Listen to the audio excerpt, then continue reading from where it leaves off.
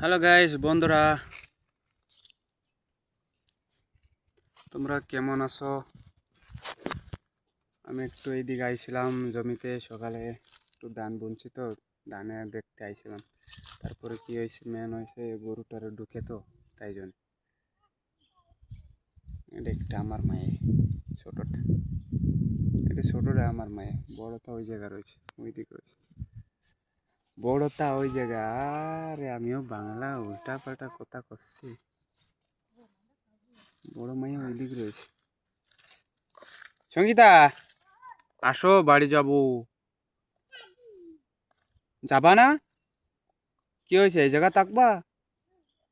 এই সর্দি হবে, আসো, জলের সাথে খেলিস না।